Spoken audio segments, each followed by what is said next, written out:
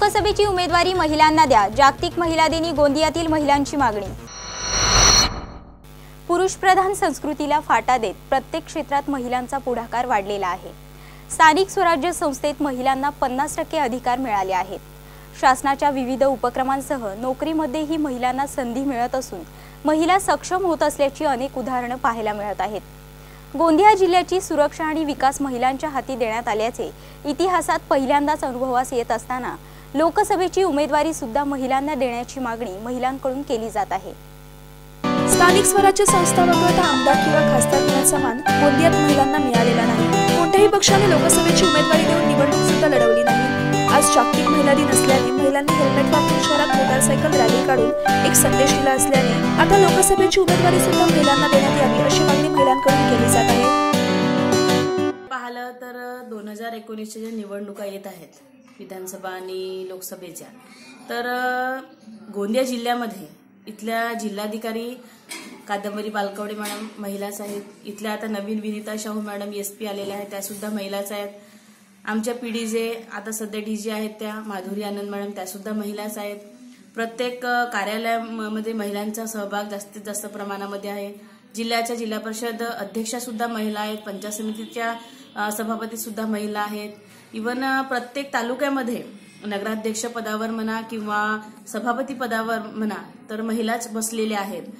तर राहिली निवडणुकीची गोष्ट, तर जेव्हा भारताची पंतप्रधान इंदिरा गांधी होती आणि एक महिला ज्याप्रमाणे घर स्वच्छ सुंदर आणि चांगलं नेमकं चालवू शकते त्याचप्रमाणे देश सुद्धा चालवू शकते असं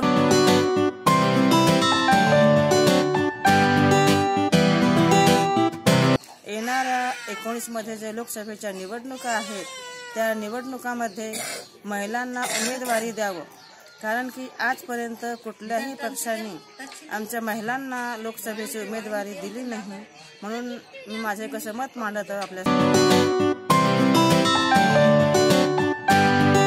माझा तरी असं म्हणणं आहे की पुढे जे येणाऱ्या लोकसभाचे चुनाव आहेत तिथं सुद्धा महिलांनी कुठल्याही पक्षाकडून त्यांना म्हणजे पुढे आणण्याचा प्रयत्न केलेला पाहिजे आणि त्यांना खास उमेदवारी दिलेली पाहिजे।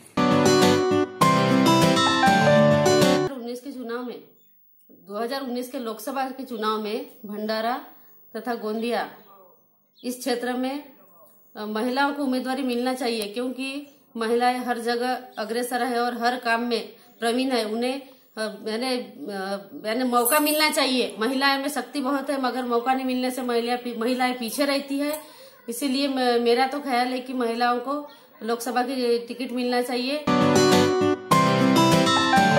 वकील भी देखे तो महिला छे, पंचायत समिति सदस्य देखे तो महिला थे, जिला अध्यक्ष भी देखे तो महिला छे। जहां तक महिला को प्राधान्य मिलना चाहिए, जैसे घर से लेके घर अच्छा संभाल सकती है वैसा अपना लोकसभा का क्षेत्र भी संभाल सकती है ना, गांव का क्षेत्र भी संभाल सकती है।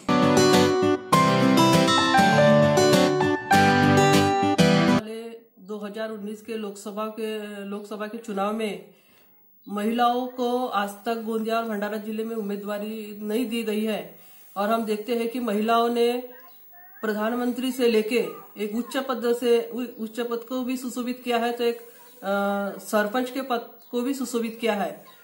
महिलाओं ने अंतरिक्ष में भी उड़ान भरी है। और हम चाहते हैं कि इस जागतिक महिला दिन के अवसर पर महिलाओं को गोंदिया और भंडारा जिले के लोकसभा क्षेत्र में कोई भी पक्ष क्यों न हो, लेकिन महिलाओं को उमेदवारी देनी चाहिए।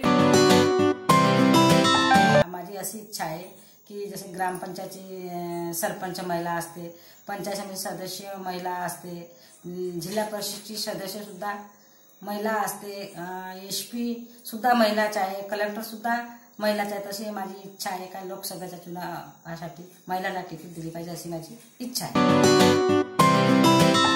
राजेश कुमार तायवाडे, संवाद मराठी लाईव्ह, गोंदिया। श्री गणपती संस्थान महड, तालुका खालापूर, जिल्हा रायगड। श्री वरद विनायकाच्या भक्तांसाठी भक्त निवासाची सोय, स्वच्छता आणि 24 तास गरम पाणी, CCTVची नजर। आगाऊ नोंदणीसाठी संपर्क करा 021 92 26 69 12 72 76 47 38 54।